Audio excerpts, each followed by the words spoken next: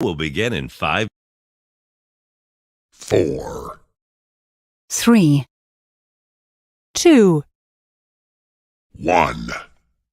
Thursday night CrossFit talk with Scott Schweitzer and Jamie Latimer.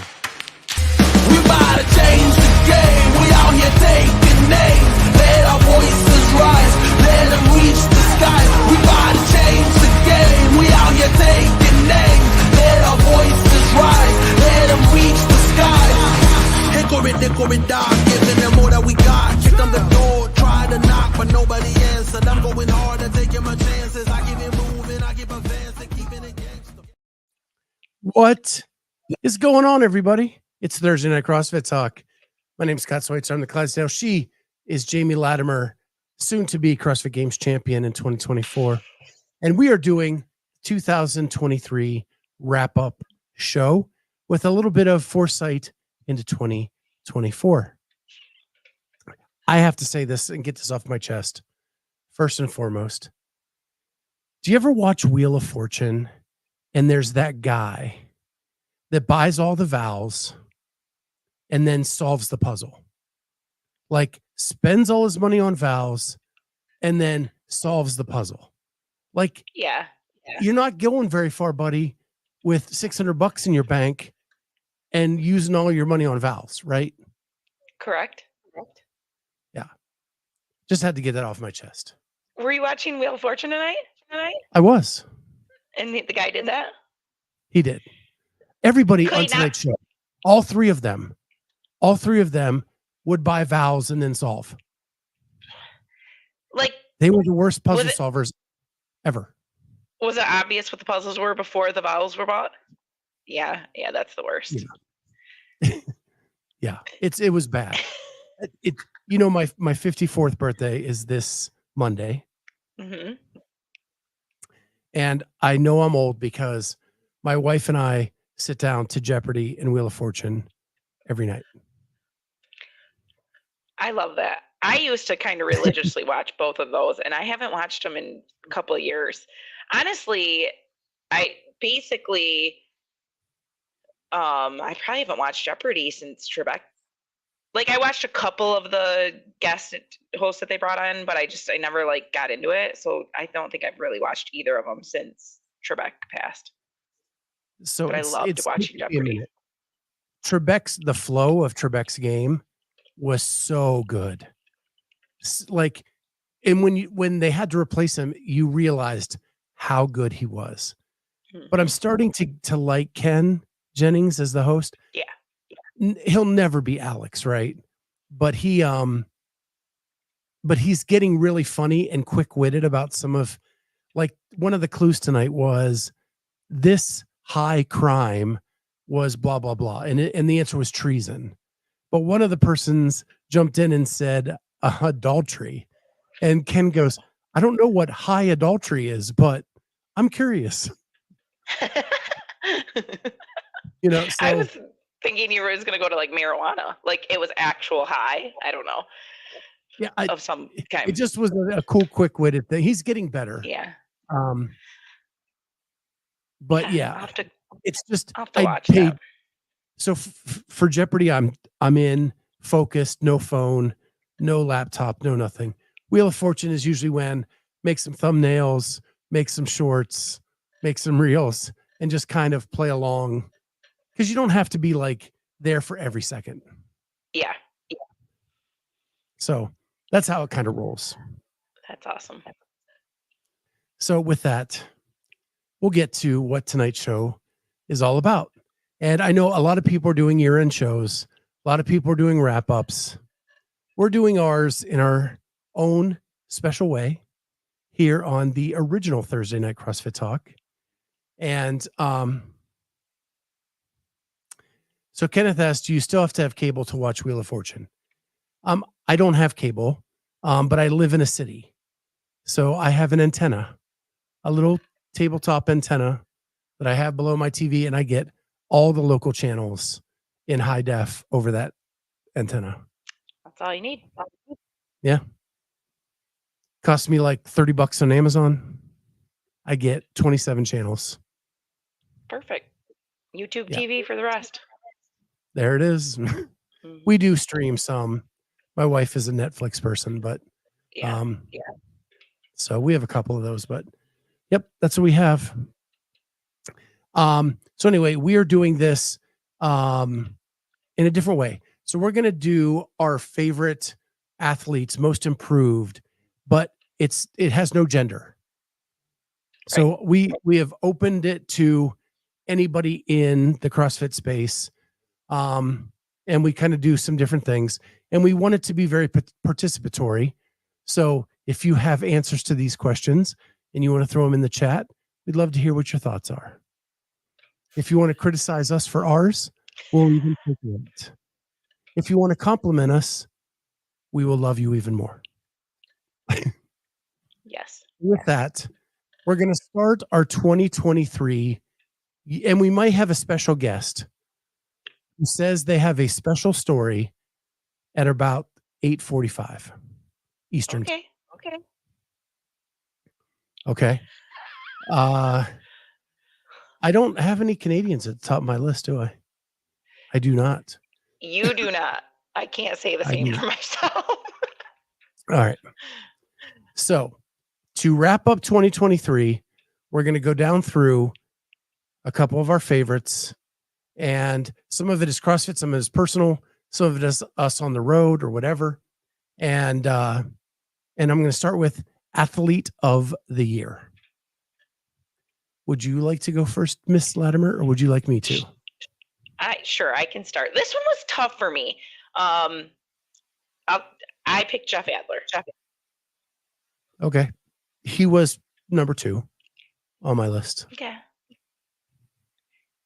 I mean, it why was did you tough for pick me Jeff? because, well, I think his winning the games was huge. It was, the problem is with the Roman thing, like, people want to throw shade there, but like, for me, I thought that was huge. My problem with picking him was not following that up at Rogue, and then there's questions about that win. So, but I think he came out of a shell. I think with the bantering with Roman, I don't know. He's the athlete of the year for me. Our buddy Kenneth DeLapp chose one Miss, Kelly Baker. Athlete of the year. Awesome. I think it's a bit of a reach, but I can see where she could be your favorite. She's one of my favorite people. So mine is Laura Horvat. I thought she dominated her side of the field much more than Jeff did on the men's side. To then beat Tia at Rogue, I don't think you can put together. And her team won Wadapalooza, if you want to go back to January. Yeah. So with all of that said, I think overall she had the best year. And I've been like in her corner for a very long time, which is going to surprise you when I go with some stuff later in the show. I pick her for Athlete of the Year. It's a solid pick. I'm glad you picked her so that I could pick Jeff. There you go. And I've been a Jeff Adler, like, oh my gosh, beating the drum. Jeff Adler. But Laura just had a better year. Like, Jeff lost to Pat at, really the only difference is Rogue, because Jeff's team won at Wadapalooza. Correct. And so it was just finishing second to Pat at Rogue. Yeah. So pretty close. Most improved. Let me go. Sure. I said, okay. I said Alex Kazan. Solid pick. She won the games version of that. Anything beyond the games that made you think she was most improved? I don't know. I mean, no, I think it's just like hearing like Kotler talk about her and just seeing some things. She won 2 events at Rogue. Yeah, I know, and that's the thing. She's got some home run capabilities in her, and I don't think she's even there yet. But her games performance I thought was huge. Like I kept counting her out, thinking she was gonna like stay down, and her finish at the end of the weekend was huge to me. Completely agree. She's awesome. I knew you would probably pick her. And so I went with Kenneth, the laps pick, and I went with Jay Crouch. After years of just kind of like stuck in the mire of Australia and that competition and not even always making it to the games. And then if he did, it was like a lower level of appearance. Bam. Like out of nowhere, shot up the charts this year. And did it in a very convincing way. Like looked like he belonged with maybe the deepest men's field we've ever had at the CrossFit Games. Yeah, I was surprised how good he looked at the throwdown, the Australian, what's it called? The Down Under? Down Under champs. Yes, on the team that he was on. Dude, he just looks amazing. He looked good at Rogue too. Yes. Like Rogue backed up everything that happened at the games. He looked good at Rogue. And so he's now elevated himself into that middle of the top 10.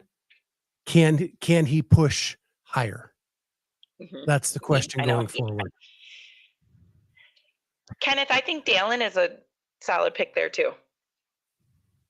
He just didn't follow that up with great performances for me.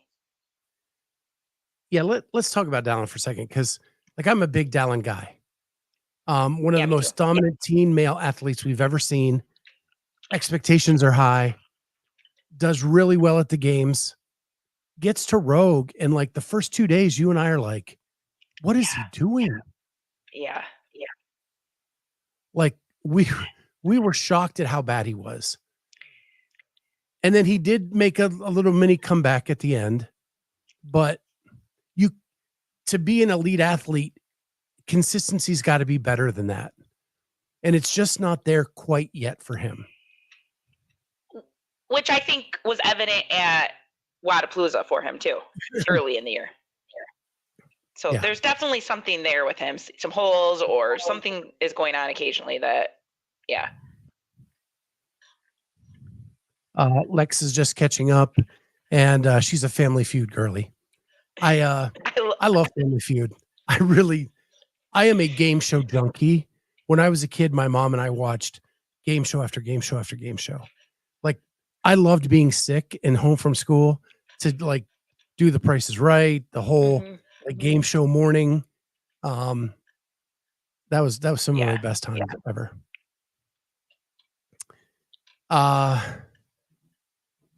So Kenneth says, seems like such a good dude though. Without a doubt, my favorite OG Wad Zombie card. And I like Dalen. Dalen's a good guy. Always like is good for an interview at an event. Is always like amenable to everything. I like him too, but he has had some underwhelming performances for sure. So now we'll go to Rookie of the Year. And this one was, well, I'll wait to see what you say first. I don't have one for this one because mine's the same as yours, and I was struggling with anyone else. Like, so do you have a second? I tossed to Bailey Martin. Yeah. Again, look at his down under performance with Jay and Royce. Like he looks like he belongs now, but Yella had the game's performance, and the fact, and the mini riff, the fact that he did not win Rookie of the Year at the games was criminal. Agreed. We talked about that a lot. Top 10 performance, 18th. Yeah. Big difference. And again, what we're calling maybe the most stacked top of the men's side we've seen maybe ever. Yes. And he gets a top 10 performance over there. So had to go with him. He finished ahead of Bailey. So I give him the win. And he was doing things at the European semifinal that made you want to see him at the games. Yeah. Bailey got to the games, but there was no performance that made you go, ooh, I can't wait to see him. Yella was doing stuff in Europe, and you're going, I cannot wait to see this dude live. Yeah, because he clearly had some home run things. Like, you're like, I'm not sure anyone can beat this guy at this. And it's nothing against Olivia, but she's so young and she is so long in this sport, and she's going to get better and better. But this was Yella's year. I wasn't saying to myself, I can't wait till Olivia gets to the games so I can see her do X. So I think my issue with that is, like, I don't even know. I understand, like, and she's kind of a rookie, but, like, she's made it to the games in my mind. Whether that was her division or what, she's made it to the games. She's been on that stage. She's had a taste of that competition. Yella hasn't. And so, like, it's tough for me to even call her a true rookie. Well, there you go, Ken. True rookie, capitalized. So let me ask you this. Now that the teens are not at the games, is it a different view of that? Because they're not on the same stage anymore. I know. It will really depend. I'm going to have to see a year of competition, like how it's programmed, what kind of equipment do they get? Like, that'll be tough to say, for sure. If it doesn't have a similar feel and they don't get some of the same stuff that was the beauty of being at the games, is like, if the pig was out, probably the Masters got to use it too. And so, like, if that kind of stuff gets taken away and they aren't getting some of the special equipment and it is a different feel, then I would probably end up saying, yeah, it's different. Because they're going to go experience things that no one has ever experienced. Like, unless you've ever been to the games, you haven't experienced it. Yeah, fair. I thought it was a great question as we're kind of talking through this. So next one is best competition of the year. And I left this very open-ended, so it could be for any reason. What do you got? Northern California Classic. Huh. And why the reason behind that? I felt like it was a pretty good test of events, like enough events over multiple days, not like a one-day event, not even, because it was 3, right? If I recall correctly. So 3-day broad test, decent payout purse, like higher end athletes. I thought it was well run. I've been to Northern California Classic, although in a different format, and it was on the Masters side. And so this is where it got, like, difficult for me, because for me, best comp is going to be like good parking, good seating, good, like, the whole experience for fans, weather, like everything. There's like multiple comps that like get knocked out of there. What for me, I feel like MFC has the best shot of being one of the best comps. They just need to fix just a couple minor things, because I would say the venue's the greatest, the parking, like if you are on top of it and you've already bought your parking pass, you can get in and out for free. Plenty of parking, plenty of hotels. Like, I think environment plays a huge role in it, and I think for me, MFC has like a great shot at being up there. They just need to fix a couple things. I hear you. I value your opinion, but I think it's more than a few things. I think they did a great job with trying to like increase the programming this year. I think they're in the right direction. Just a couple like volunteer things, prizes, stuff like that. But I think there needs to be a better separation of the two floors so that there's not confusion about 3, 2, 1, go. That's a problem. I didn't I notice think. that. Well, I watched people leave Couple. early Oh, when they okay. shouldn't have. Right, like it was a problem in some of the age groups. Okay. Fair. I think you need to pay your winning athletes. I'm not going to argue with that one. I think that's why it's holding it down, because you're not going to get higher end athletes there if it isn't a little bit more notable prize. Yeah. And I just think it could be, things could be communicated better standards on workouts, workouts not changed last minute. Yeah. And there are acceptable ways to change a workout last minute and unacceptable ways to change a workout last minute. Definitely not the acceptable version at MFC. Yeah. My 2 cents. My opinions do not reflect those of Miss Jamie Latimer, a competitor at MFC. I mean, listen, we get to swim there. It's a very broad test of events. Like I said, I feel like the ease of getting in and out of there is the least stress I've ever had at any comp I've ever been to, or spectating comp. I would think most people would agree with me. The in-out, the hotels and the drive makes it one of the best comps to be at. I've never had such a good experience as I've been to it three years in a row. So. Okay. Fine. We will agree to disagree. So mine was Crash Crucible, and I like that you picked Northern California Classic, because I think those are where the sport's going to grow. What I'm starting to call the mid-major competitions that aren't Dubai, that aren't Wadapalooza, that aren't all of that, that are the rocks that have the people that we know, that we interview through semifinals. Like Kenneth says to Crash, but it needs more star power. I think it had all the stars I needed. I knew so many of the athletes because of what we do that was great for me. But what made it special is something that Rogue couldn't do, right? And probably because of weather, but the time. Everything was on time.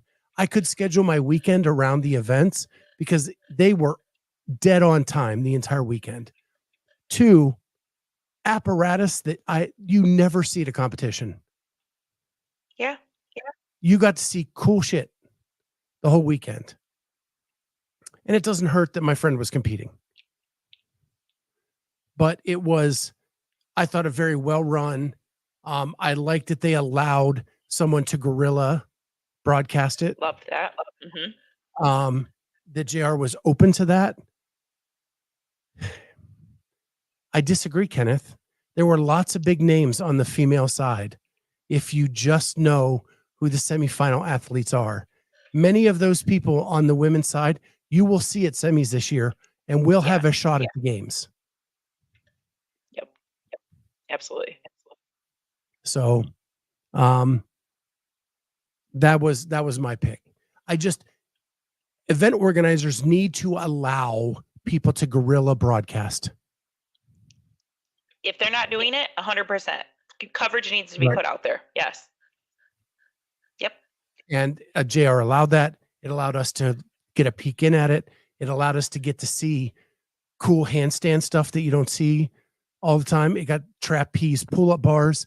It had flip sleds. It had like so many cool things, and a run outside. Mm-hmm. Like, it was just a very diverse and cool competition to watch as a spectator. So that is that one. Just now not for one of our events for me. That's why, like 6 events for me is not enough. Right. But the mid majors are not going to be able to do like these massive things. But they're going to be the rock that keeps this sport growing. Mm-hmm. The MetCon rushes, the Northern California Classics, all of those. That's what's going to keep this ball rolling. Fit Fest, Fittest on the Coast, all beach brawls, all of that stuff.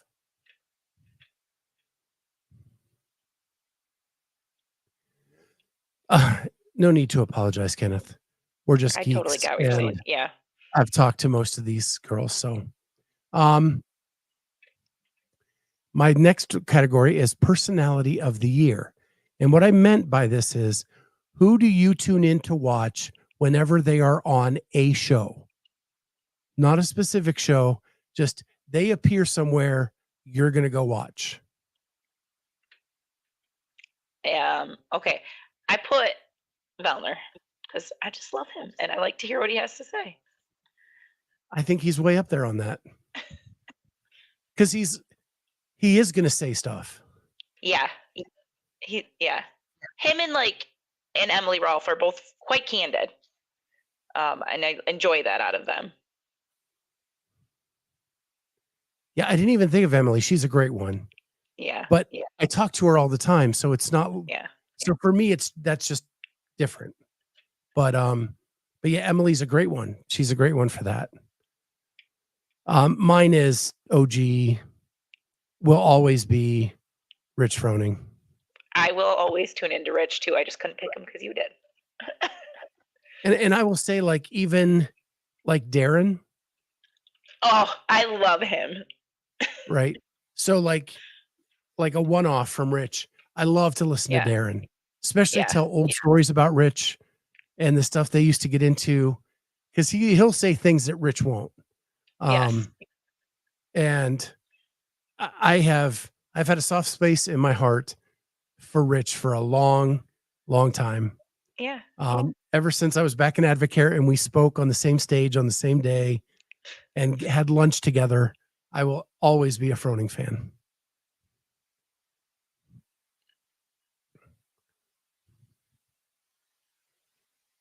I agree with Greg. Mm-hmm. Andrew says athlete-wise, Vellner, Froning.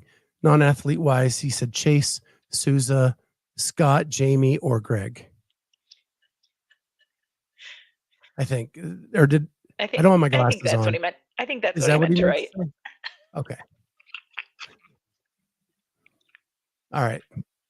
So you and I took a lot of trips this year. What was your favorite one? Not CrossFit wise, Hawaii, although it was riddled with kind of disasters, namely the Maui fires messing up the whole trip from the get-go. But it was really great to be away with family. And most of my trips were not spent with Aaron, so they're hard to pick. But if I'd have to say a CrossFit trip, I probably the games, but Orlando was a close one for me just because it's my first time out of my shell and going with you. Yeah, I had a lot of fun on all the trips this year. It was probably the best year for doing coverage. Even though, like, behind the scenes, there's frustrations and things we get upset over. Like, I really had a blast the entire year. But really, my favorite was probably Phoenix or Tempe. Most recent one. Right. And because I was there with a big group of people, we were all hanging out, all different personalities. Ronica punching me when you're on the floor. Like going to Voodoo Donut. Jim never comprehending what he is supposed to do on the floor until maybe 5 minutes before. Or who knows, even if he's out there, who knows?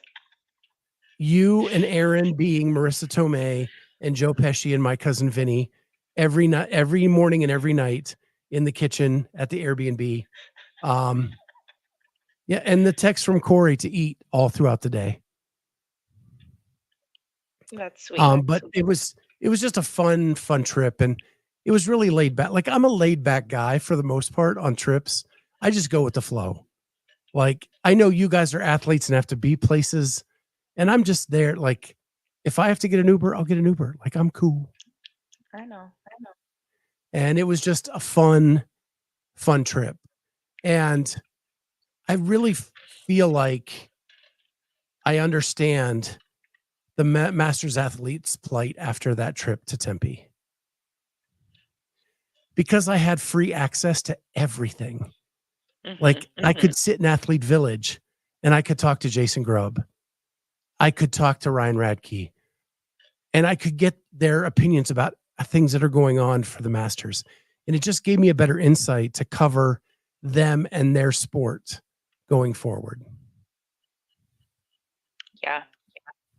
From a business perspective, but yeah. So that was mine. Good pick. Why Orlando? Orlando was wild. It was. It just was my first, like, I just got thrown into the deep end, like, go interview these people. And it just had to push me out of my comfort zone. Well, what I learned in Orlando was that, like, you were the right fit. Because I didn't ask you to just go get in. You just started doing it. I thought that was my task. Well, we talked briefly, but like we get there and you go. Like, I got to get interviews. I'm going. And then we just upgraded you to the GoPro and we we kept upgrading you and you just kept getting better and better as we went on. When I have access. Correct. And someone doesn't do a 5-minute interview in front of you. That would help.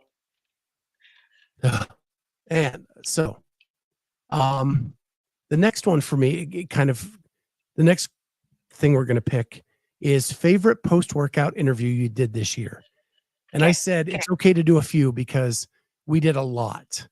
Like we did over 100 post-workout interviews as a team this year. And I'll let you go first. Because my really favorite one, I didn't even list. So I'm going to go off charts. Probably my favorite one was catching Vellner walking off the floor after the sled pull at semis. Pissed. Yeah. Upset about the sleds. And running down the street after him. Yes. Yes, Kenneth. Doesn't the story go, you asked him for an interview and he said, if you can run with me. Yeah, he's like, if you can do it while we're walking, I'm like, absolutely, let's go. I don't think he said run, but yeah, I'd have been right there too. Yeah, that was a good one. And it got a lot of legs too. Like on social media and YouTube and such. So you had just one? You were able to get it down to one? Oh, no, I have more than just one. Okay. Do you want to do one? So my favorite one is going to come out of left field. It was Cole Sager. Oh. So in Pasadena, he was fighting for his life on Sunday. And I asked him the question, like, here you are trying to make it to the games again. It's Sunday and it's go time. You've been in this spot before. What does it mean? And he just went on this whole thing about, I love the pressure cooker days. I love the days when it's all on me and I've got to go. I love Sundays.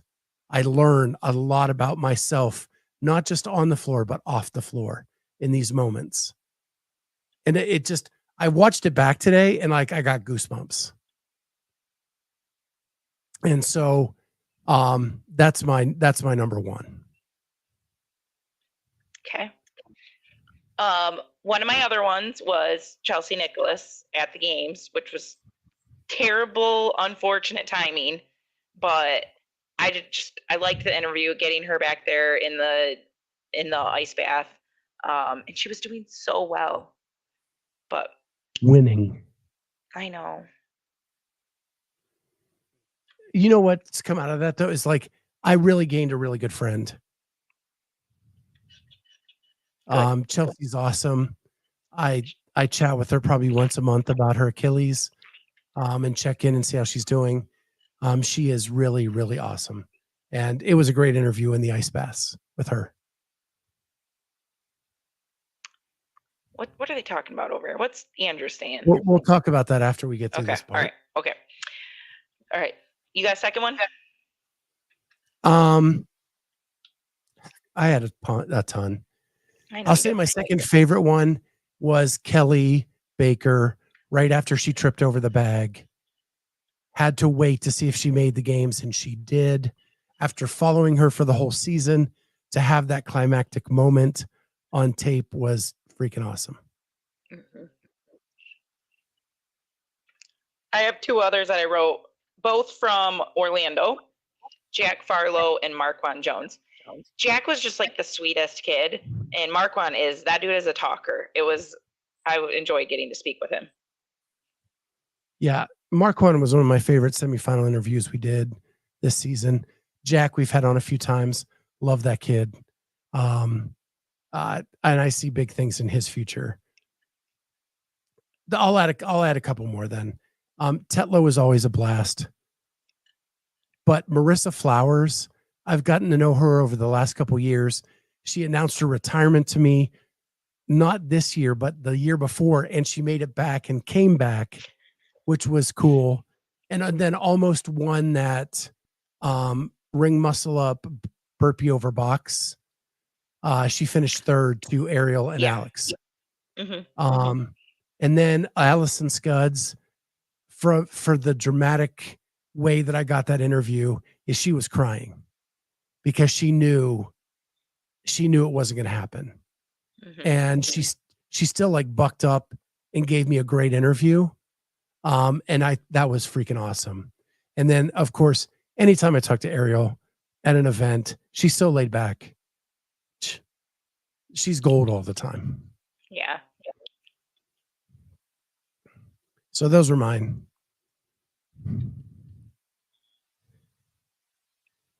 Okay, so what they were saying, which I have not seen, is that Hiller made a post saying that no one will take the Masters seriously now, that it's a separate event. Oh. Kenneth is saying he posted a clarification 28 or so minutes ago. So I have not seen it. I don't know what he said other than that. Andrew saying, I hope we can prove him wrong. Kenneth says same. I mean, I get what he's saying. We're going to have to see it. Well, at least Grub called him out. That's good. It's not even it's honestly whether CrossFit tries to still like make it serious. We can only do so much, and if they don't put a priority on it, and there isn't the payout and there isn't the coverage, it really won't get taken seriously.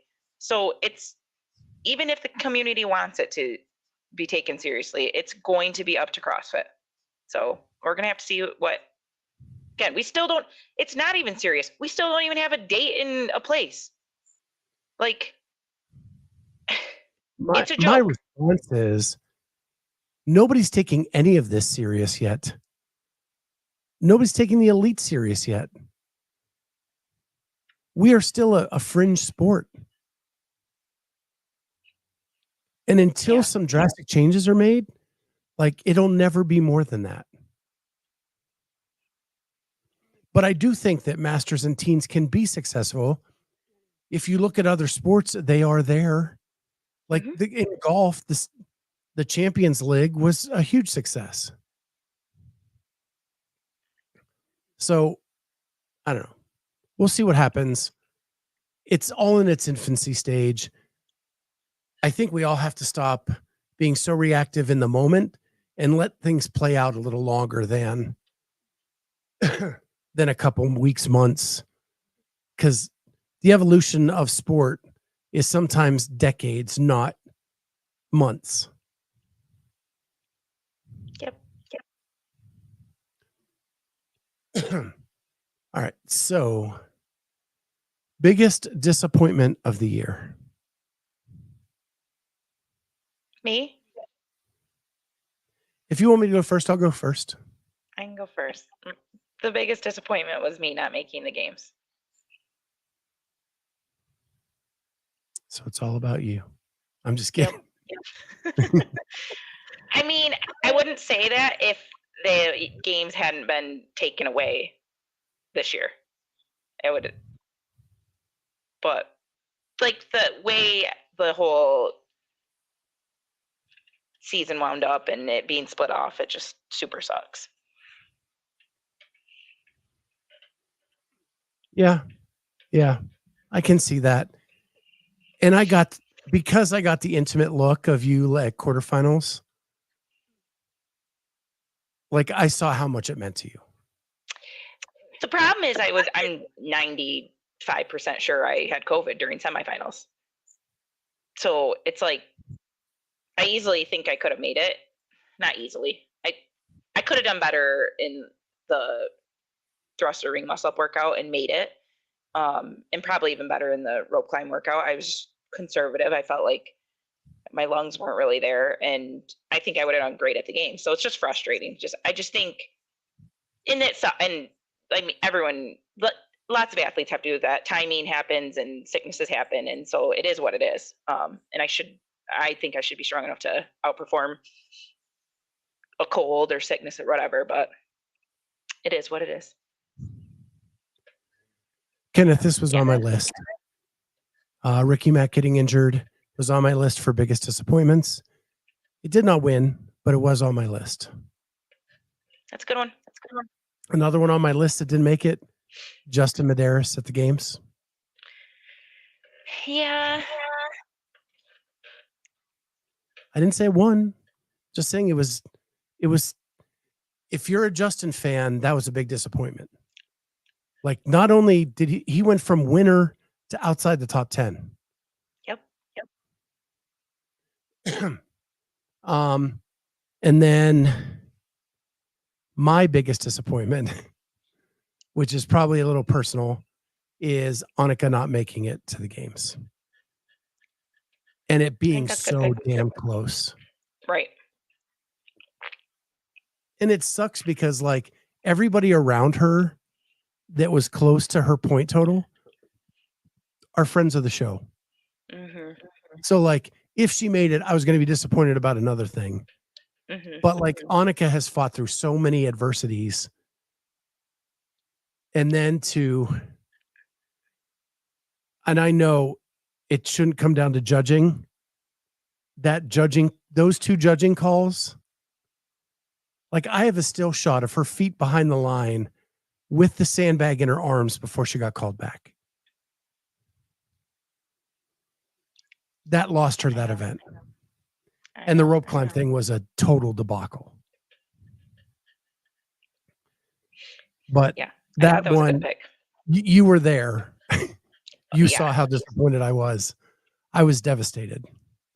More devastated than a news person should be who covers the sport. Mm-hmm. But there it is.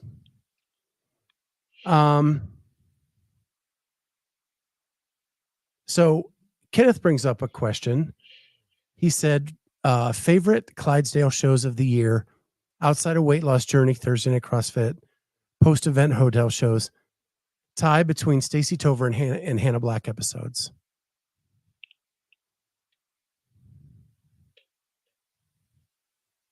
So we do so many shows in a year. Yeah. But the first Hannah Black interview, the second one was fun too.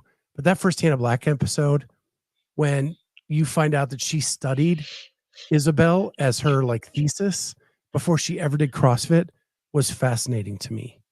And really cool. I will say my favorite none of those from the year was my birthday hot wings challenge. I had so much fun on that, and the interaction that came in from that was so awesome. That was probably my favorite by far. So on to the two more. Best teen athlete of the year. And I let you have the pick. Yeah, so I'm picking Ty Jenkins. who flat out dominated Yeah, the that team. dude. He's like another Dalen Pepper. He's going to be a one to watch going into the men's field. And you can't Mhm. say that about every teen male champion. No, you cannot. Most can't make it right into the men's. And I don't know if he necessarily will, but that dude is strong. He is. So I picked, I actually had a tie in my head. I picked Lucy McGonigal, who did very well at the European semifinal as an individual athlete, and then went on to win the teen division for the females. I think she has a bright outlook on in whatever she does. Her coach is Jarrett Smith, who I got to know this last year, and he just thinks so highly of her, and not just from an athlete standpoint, but overall as a person. Those So, teen females tend to do pretty well. but this is really like our first European candidate. Yeah. So that's going to be interesting. All right. Favorite Masters athlete of the year? Favorite or best? What The did you? best. Well, I went for the one who had the best. Okay, I have a bit of a tie. I'm probably going to lean towards Grubb, but Rudy's my other. For one, I think Rudy is like, he came to more than one event. Like he showed up at MFC. He's getting sponsors. Like he's bringing in a little bit more credibility into the master space, which Grubb has already done. But Grubb continues to show his face at many comps and is a huge advocate on the Masters side. So I lean towards Grubb as the best Masters athlete, and he just dominates. He's not even the youngest in his bracket anymore, and he still just dominates. He would have podiumed in the age bracket below him, like at Legends. It's crazy, dude. He's just crazy. So, Grubb 4-time champ, Rudy 2-time champ. You know, he's had double the time. Right. And I totally get along with Grubb. I love Grubb. I'm really close to Rudy. But they're the two faces of the Masters division right now on the men's side. And it's up to them to like continue, like Grubb building a training camp in the Masters division. Rudy getting the podium deal, Rudy getting the tier deal. Like those are important steps for the Masters division. Yes. And they have to keep doing that. Yes. Kenneth the Lap calls Jamie the People's Champ Latimer, no question. I got to do more things. Ken. My pick is Kelly Friel. Good pick. And why do I pick her? Because there were moments at the games when the men and women were on the floor at the same time. Oftentimes. And in most divisions, the men were way out in front of the women. Kelly Friel was not going to let that happen. And she was competing against Grubb's division.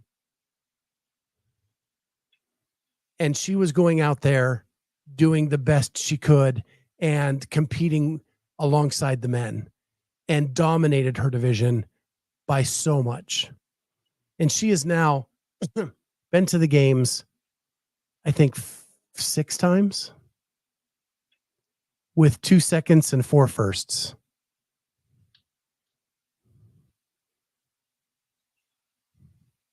Plus, we stayed in the same hotel a couple years ago, and we grilled out together. And she's just freaking awesome. I would like to see her at more comps. Like bring that awesomeness to more Europe. Things. I know. It is hard to get to some of these American comps. You talk about Michigan to Tempe, like England to Tempe would be astronomical. And if prize money isn't at a rate that makes sense, you just can't do it. Does she do any of the European stuff? Does she get on like a team? Does she try to show up at any of those?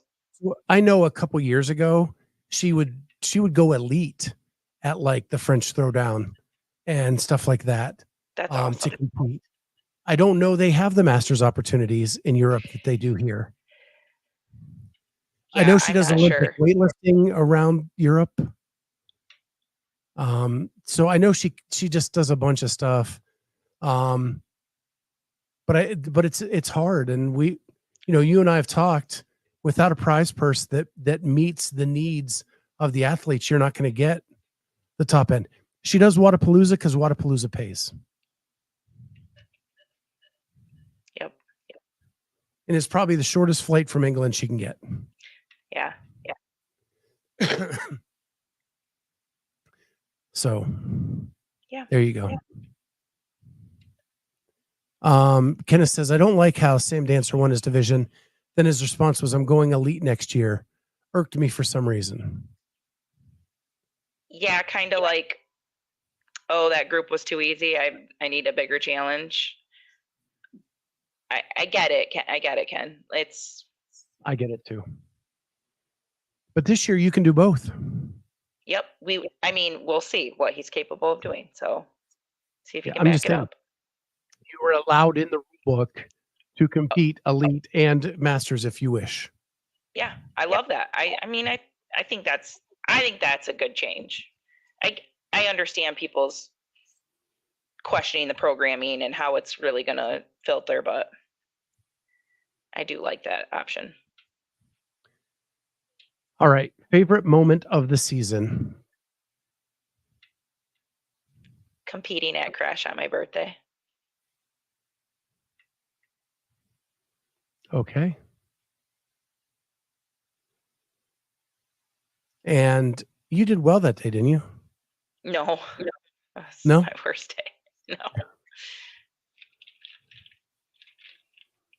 That was my worst day. That was the handstand walk and the thruster. But you PR'd. I don't know.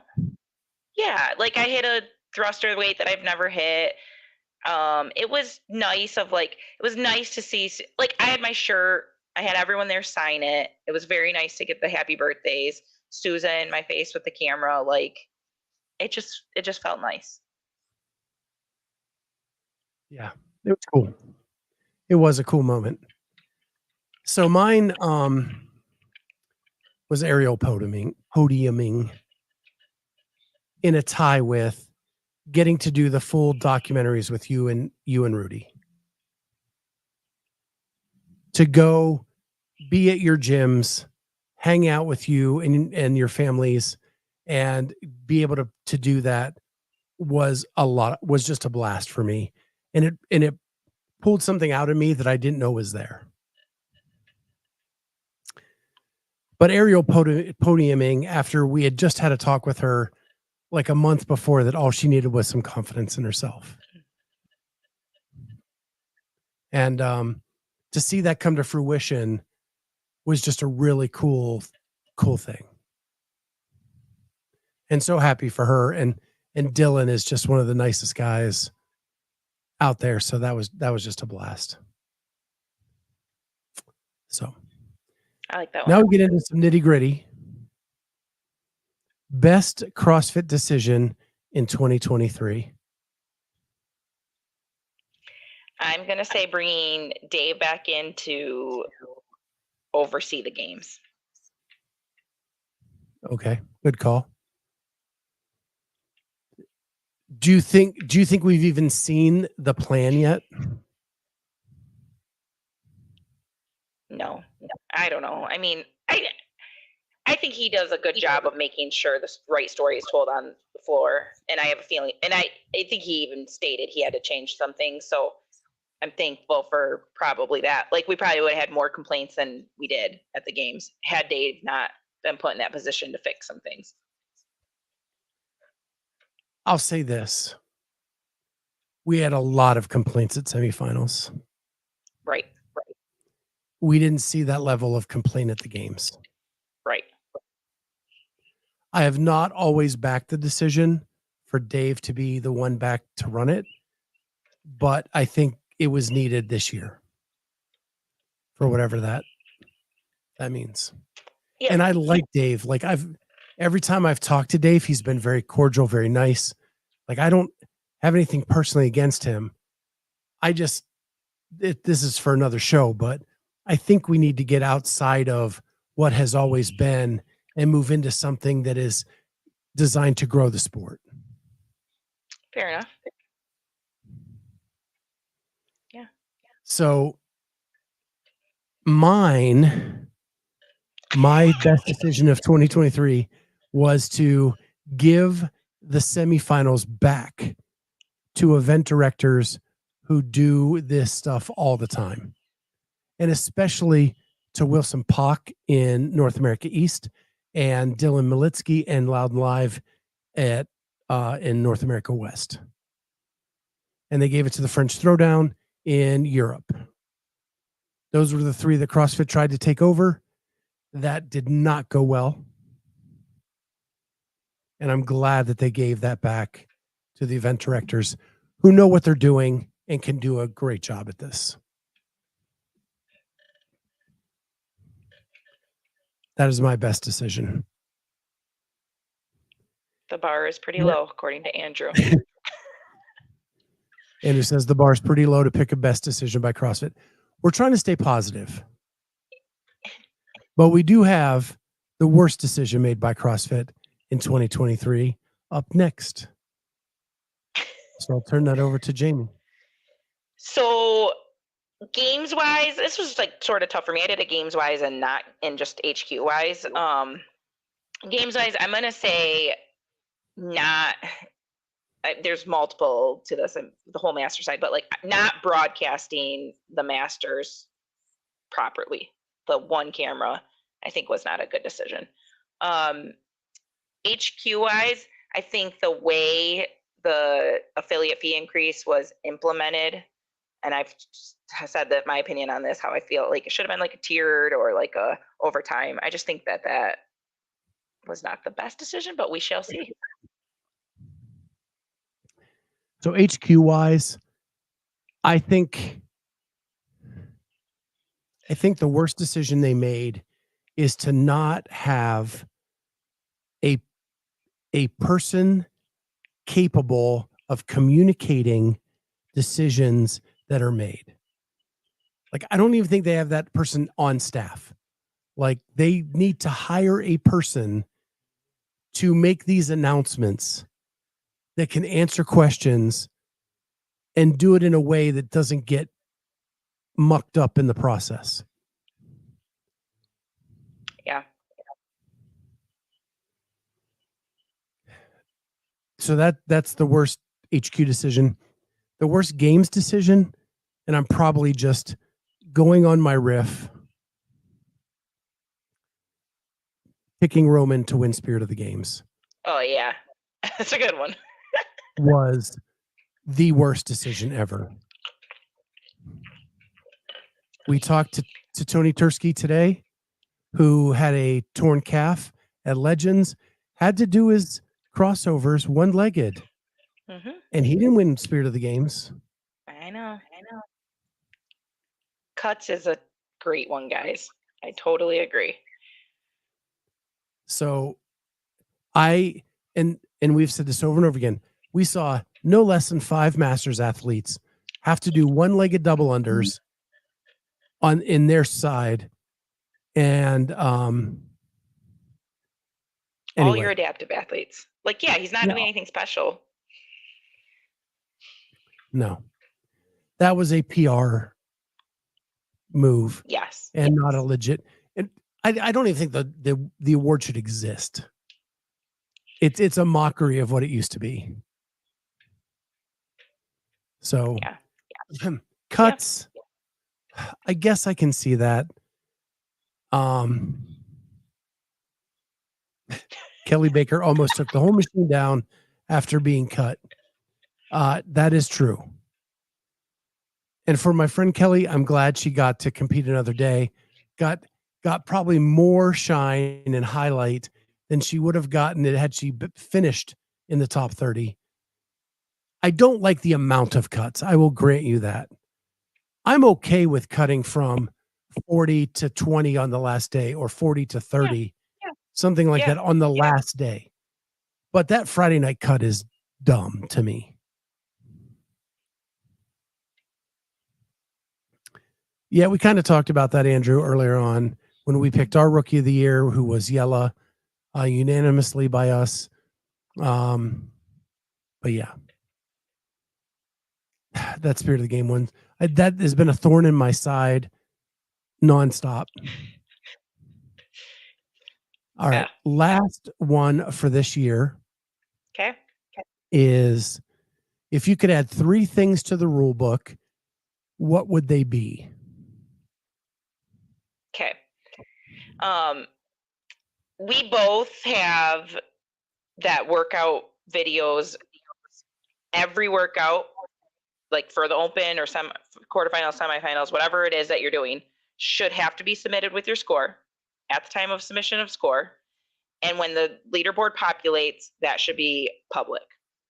So if there's 5 workouts, all 5 videos should be on the leaderboard, clickable by anyone and viewable. That's my number one. And since that's mine too, I want to say my piece. Okay. Everybody says that CrossFit can't handle the workload of a bunch of video reviews. You make those things public, you're not going to have to do a whole bunch of work because people are going to point it all out to you. You're going to be able to look over at Hiller's site. You're going to be able to look over at anybody with a voice talking about how bad a video is. And hopefully knowing that they're out there public they'll holds. ever do it. No, they won't. Not with this administration at HQ, because they don't want to be that transparent.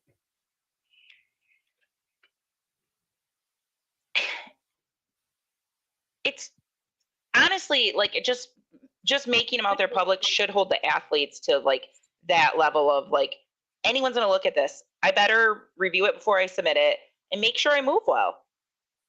And if you don't, you're going to get ridiculed and called out. And that, I think that would be good for the sport. I think most of that stuff has been good for the sport. I agree. My number 2 is that, and I don't know how this would necessarily, just I think a general statement, like any CrossFit sanctioned event should have a award or prize purse associated and backed and announced. Okay, I can go with that one. And I think there should be a basic movement list in the rule book. Even if it's like 30 basic movements, they're probably always going to be in the open or something. And that should follow through to like every stage of competition so that there's no question on, I don't know, a dumbbell snatch. Like, is it 2 heads of the dumbbell? Like, this should just be kind of universal.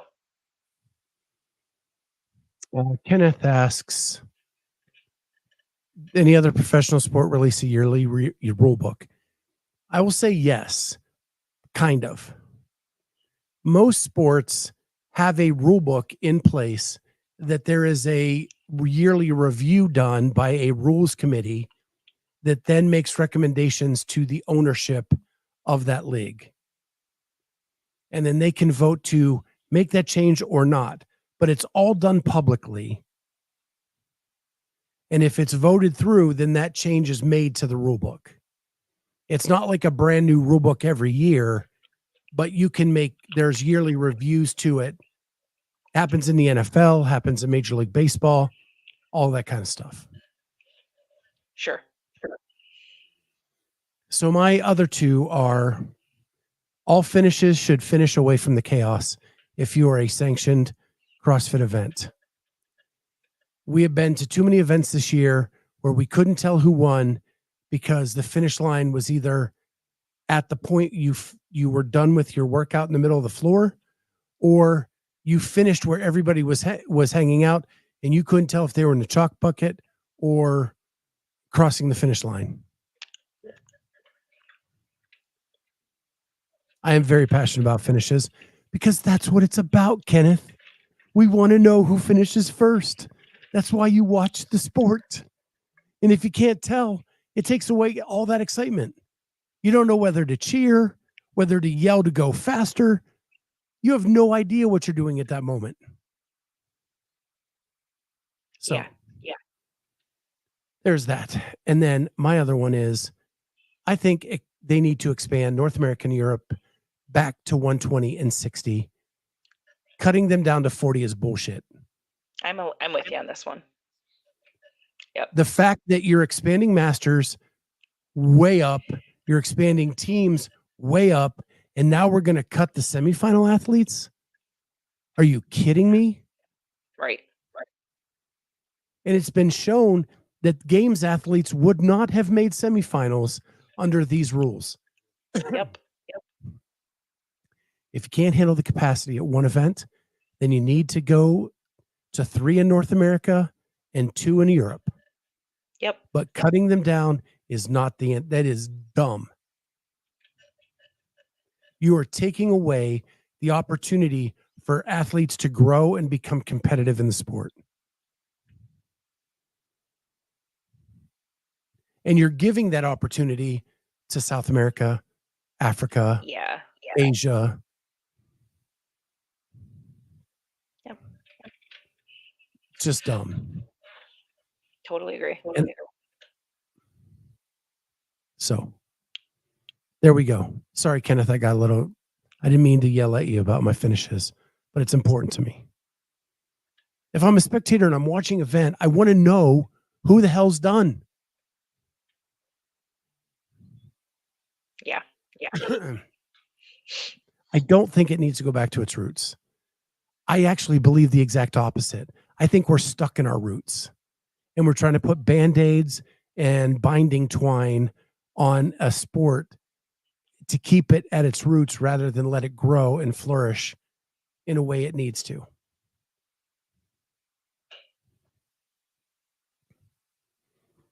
So now we're going to do a couple predictions. And we're already an hour 7 into this. I know. Okay. So we got to move. So we're doing 2024 predictions. Who will be the athlete of the year in 2024?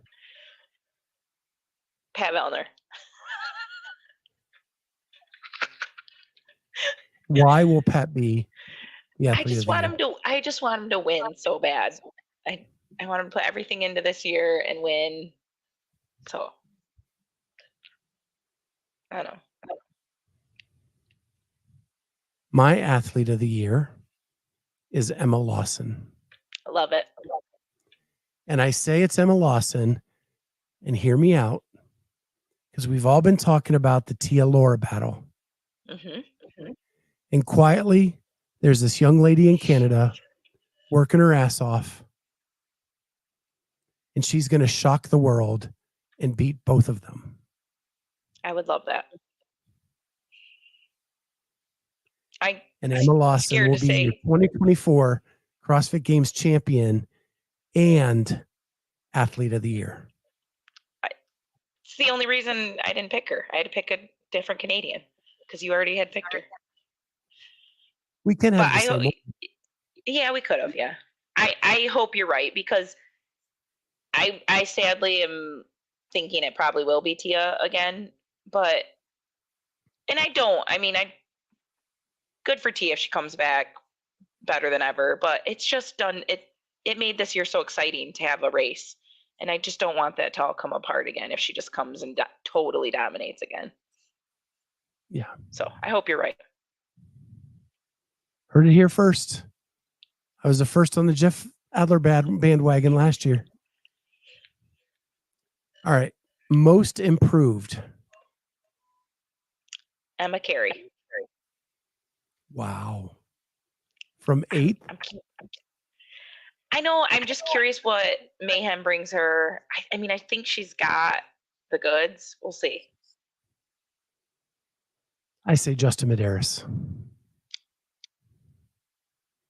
I can see that. And my other pick is probably more of a heart pick. I had second Amanda Barnhart. Okay.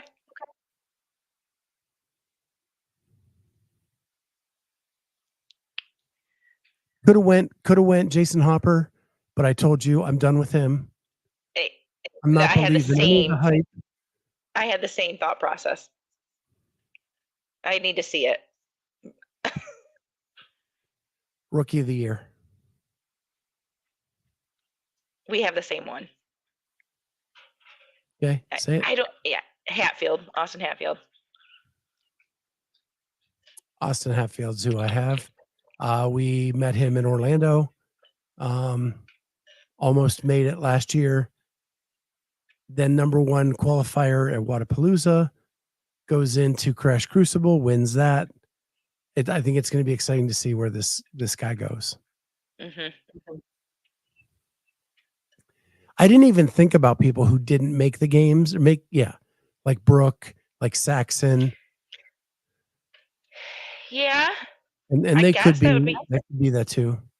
But they were both injured. And I have a hard time looking at an injured athlete to making them an improved athlete. They just got hurt and they just needed to mend and get better.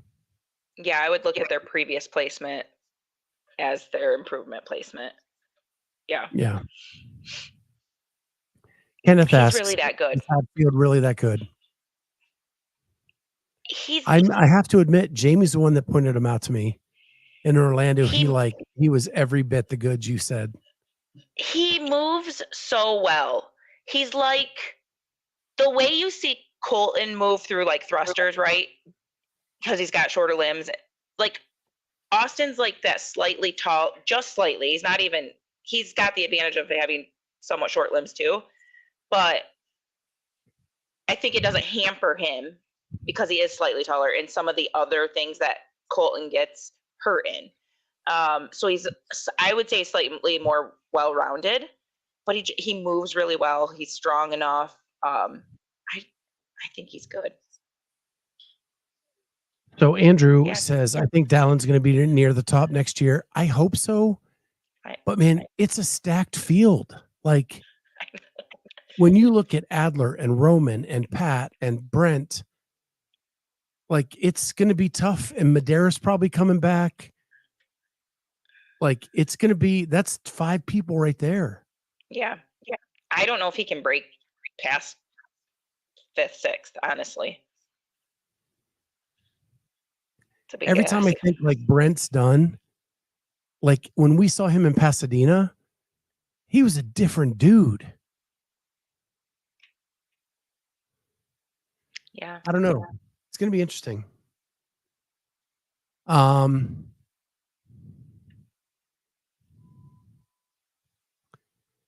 Best comeback. Biggest comeback in my heart. Big time Bex. Bex Fuselier. You guys are on a Bex name term, whatever. I hope she makes it back to the games. That girl works. And seeing her at Legends, backing one of her Masters athletes live and in person was a cool sight to see. Yeah. So then I have best competition of the year next year. Okay, this is going to be a surprise for you. I think it's going to be the Pitt Games. The Pitt Teen CrossFit Games. Correct. Why do you say that? I'm excited to see what they do with their space and given some support with CrossFit. It's going to, I'm just hopeful for them that they get more like space and equipment, and because all that stuff goes into it, right? Like the spectator experience is going to be key in that. So I'm willing to be wrong, but I'm hopeful that the cool thing is they have all that acreage to do cool events that nobody else is going to have that to do. Mm-hmm. So Okay, I hear you. I just took a wild stab at the dark, and I went Waza SoCal Okay. on the beach in California.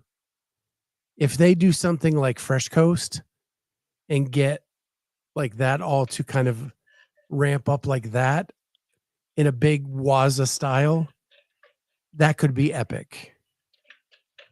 That was almost my pick, Fresh Coast, but it needs a little bit more as well.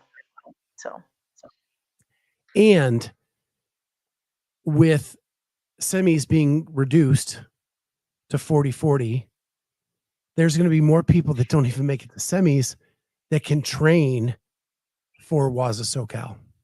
yeah. And that could be their big event. So that's why I went with that. All right. Best teen athlete of the year next year. I don't know. I need to do more research. Your pick was good. I defaulted. I went with Maria Granizo, teen girl, dominated 14, 15-year-old from Guatemala. She competes in the North America East. She totally crushed the 14, 15-year-old division. And I think she's going to be able to make the jump to 16, 17 and is the next in a line to move into that teen girl kind of competition. Then we have best Masters athlete of the year. Yep. Jamie Latimer. Did you skip? No, I did not pick myself. Did you skip some? This is not the order I have on my sheet. I didn't Did you do skip personality of the year already? Not for next year. I didn't do that for next year. Yeah, you did. You had that in your list. I did not.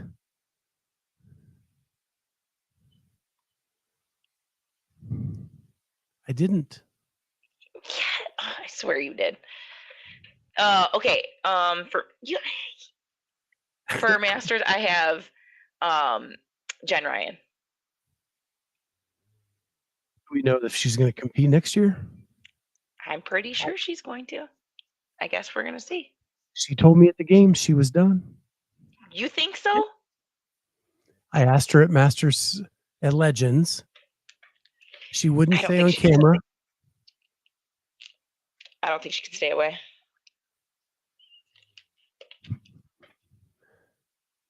She gave me Kenneth's talking about you giving me the look like his wife gives him. But Jen Ryan gave me the look that made me think she's going to try to go team again.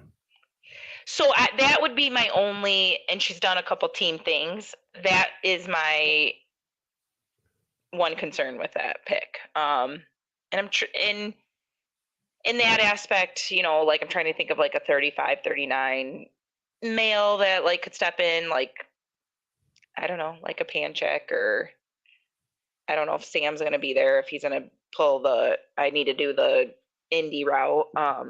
Because like I said, I want somebody who's going to show up at not just the games. Somebody who's going to be an advocate. They're going to show up at MFC and then either do. I mean, at this point I don't expect people to do Legends and Legends games. I would probably just do one. But I think MFC is an important one to try to show up to if they can figure out how to pay athletes to get there. And like Wadapalooza, Master side, I just think more appearances and coverage of these like bigger name athletes is important. And that's why Grub for me is huge. But so I said on this one, the safe bet would be to take Cheryl Brost. The woman is always there. She's always on the podium. She's won it like 4 or 5 times, but she's been there like since 2012.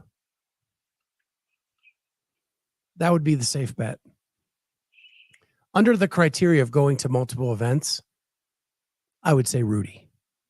I think this is the year that Rudy goes 3 in a row. He's going to Wadapalooza in January. He's gonna do one of the other events. And this is taking him from great athlete to superstar. Totally agree. My other person that I would pick, but I don't think she goes to other events, would be that Susan Clark. Because man, she's got a streak. She's awesome too. And she was one of my picks, but it was a post workout. But one of my favorite interviews. Talking with her after her medal at the games I loved. Yeah, Kenneth. The tier sponsorship is good. The podium sponsorship is great. Yeah. Just from knowing a little detail, I'm telling you, tier's good, podium great. So, all right. So that is our predictions for next year. Any resolutions going into the new year? Gosh, I haven't even. No. I still got to do accounting and books for the gym. I'm a mess. I'm behind. I haven't catch up on things. So my resolution is one, I've got to do Murph between semis and the games. Mm-hmm. But to make, I'm going to make this an announcement, is we no longer have a title sponsor for the Clydesdale media. We got word a couple weeks ago that C4 was making cuts, and they cut 85% of all influencers, and we were one of those 85%. So we no longer have a title sponsor, and we are on the hunt. And my resolution is got to get something in the works so that we can go out and give you the coverage you guys deserve. Because without that backing, we will not have the funds to be able to go to an event like we did this past year. So my big resolution is find some sponsors. And if it's not just one, maybe each show we do a smaller sponsor or whatever it is. But we actually, what's crazy is we're blessed enough that we've been around long enough that there have been people interested in us, but because of conflict of interest with C4, we could not bring on. So we're hoping that we can reach out to them, rekindle those talks, and get something in line fairly quickly. It's just tough at the holidays because nobody's around. Nobody wants to talk and all that, but we'll try to figure something out with between now and then. But just so you guys know, when we come back next week, there will be no C4 on the promos, no C4 on the backgrounds, anything like that. And that is why, because they have made drastic cuts for 2024. So the only other thing I really wanted to talk about was a couple weeks ago, I think it was last week, Spin came up with an idea of eliminating online qualifiers.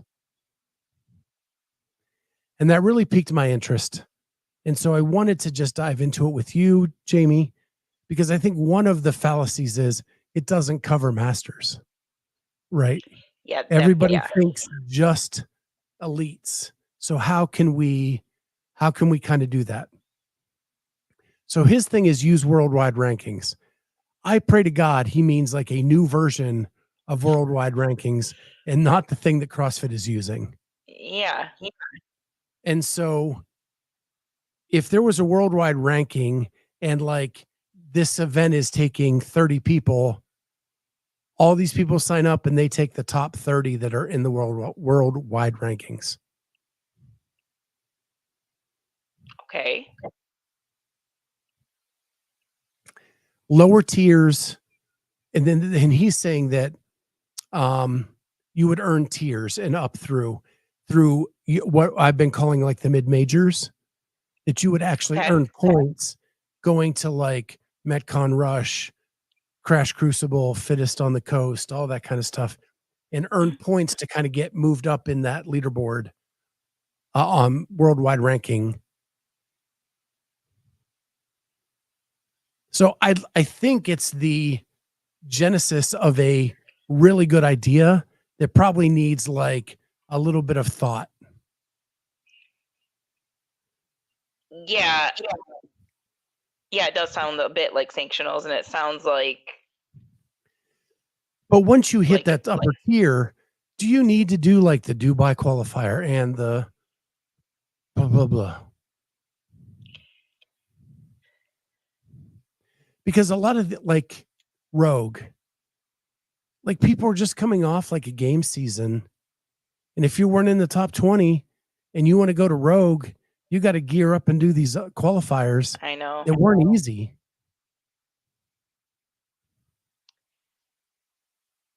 Yeah, I know. It's tough because the qualifiers suck, and I get it. It would be nice to get away from these, but I also don't want to see the same top 30 people just get to all these events. So Well, the same 30 wouldn't want to go to every event. yes, it sounds like the PGA to me. Yeah. Like you basically earn your card, and once you're in that elite tier, you just go by the worldwide rankings. But there's got to be a way for those lower tiers to work their way up and in. Yeah. And not all comps are created equal. Like how man, I see so many issues with that. Again, genesis of an idea that I think just needs some time to be worked on. I would be very curious to hear more thoughts. Well, and like how many you'd have to, so like if Europe has 37 mid majors and North America East has 27 and North America West has 18, that's not fair either. So Right. it's almost like you have to pick a number 5 from each. and say these are the ones that are point qualifiers that you need. Right. But again, I think it's the genesis of a good idea. It's just, it needs a lot of work. And Andrew makes a point. These point qualifiers hopefully would pay money, and you could actually have ways of making some money along the way. Yes, that would be ideal. But there'd have to be enough in your region to make it viable. Yeah, because you can't make, I mean, you can make whatever, but like this becomes a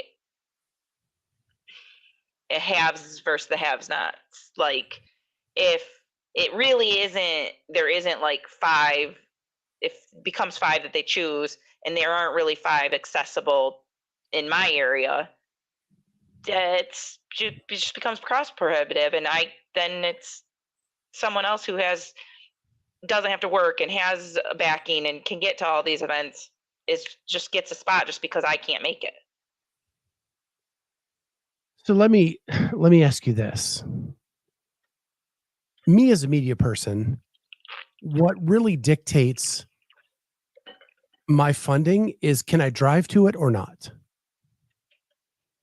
Is that the way an athlete looks at it? So I prefer to be able to drive to the events. Like I think that's why MFC is probably in my mind one of the greatest, because I can pack a suitcase and food and whatever I want and drive there and it's not a 12-hour drive like it was to go to 14 or whatever it was to go to Mayhem last year. Like that I'm hurting when I get out of the car because I sat in a car for 14 straight hours. Or I'm hurting because I sat cramped in a plane for 5 straight hours to get to California. and I have to limit what I can pack to go to somewhere in California, and those flights aren't cheap. So yeah, driving is, quite honestly, like if it's 6 hours or less, I'd say like that makes it a lot more reasonable. Yeah. So Madison for us was 8 hours. Like to me, that's doable. That's pushing it. That's pushing it. Like I could get to I could get up early at 5 a.m., get to Madison, and still be able to do some stuff that day. As a media person, I'm not talking as an athlete. So I'm just trying to understand the difference between media and athlete. Because in a car, I can get out, I can stretch, because I'm going to have to get gas. I'm going to have to stop anyway, right? And it just, there's way less stress than a flight. Sure, for sure. But when you start approaching that 8+ hours, and then you are stopping to break, and you're tired, still a little, I mean, even if you got out and stretched stuff, that's a long day.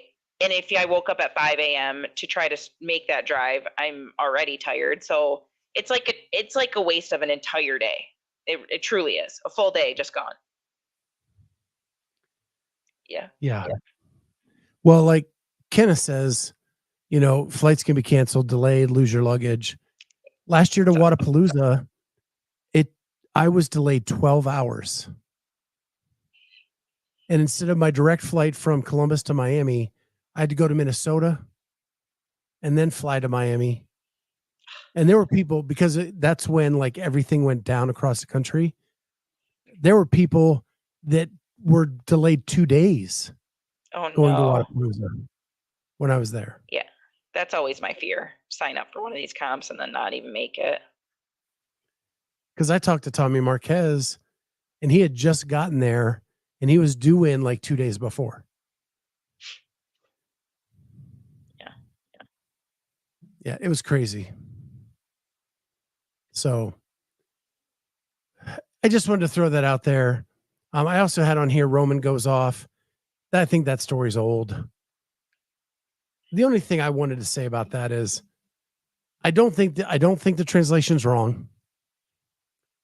The Roman Russian interview. I don't think the AI is wrong. Okay. But I don't think Rosa's an agent. If you've ever met Rosa, I think she just cares deeply for Roman as a friend and wants to protect him. I could see that.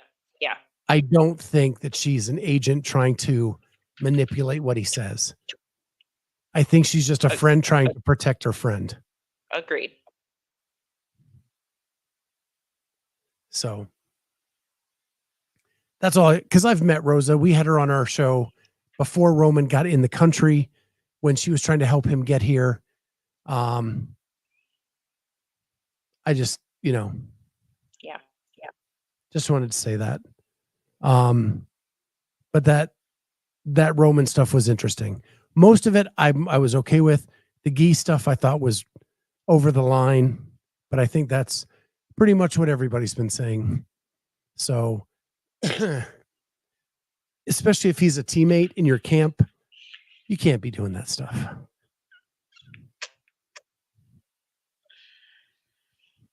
Roman. Who's the real trash talker, Roman or Jeff? Roman. There you go. Said that months ago. Yep. Well, guys, thank you so much for a great 2023. Hope you had fun going down memory lane with us a little bit. We are looking forward to 2024. It's going to be a new year for us. We're going to be doing some new things, hopefully with some new sponsors. And we want to continue to bring you the best possible coverage we can for everything we go do. And I think we're getting to there. We're getting better and better every year we do this. And, I didn't know Jamie personally before 2023. And to bring her on this year, it's been a great addition to the team. She has become my confidant, my person I bitch to. And it makes these shows really fun. And I am so blessed to have her and so glad you joined the team this year. Thank you. Thanks for having me. I feel the same. With that, we wish you the best 2024 possible. We will see you guys next week after I turn 54 on Monday, and we'll go into some more stuff into the 2024 CrossFit Games season with that. And don't forget, we have lots more champions coming on the show. Tomorrow, we'll see you tomorrow, is what he's trying to say. Yeah. Michael Paz, Yes. Grand the Rapids. 35 to 39-year-old champ at Legends on tomorrow at 1:40. And then we have some more people lined up through January. Schedules were tight with the holidays, so we're getting some people scheduled, but we'll continue that series on because it has been a blast. If you didn't see Tony Tursky today, go check that out. With that, we'll see everybody tomorrow or next week on Thursday Night CrossFit Talk. Goodbye, everybody.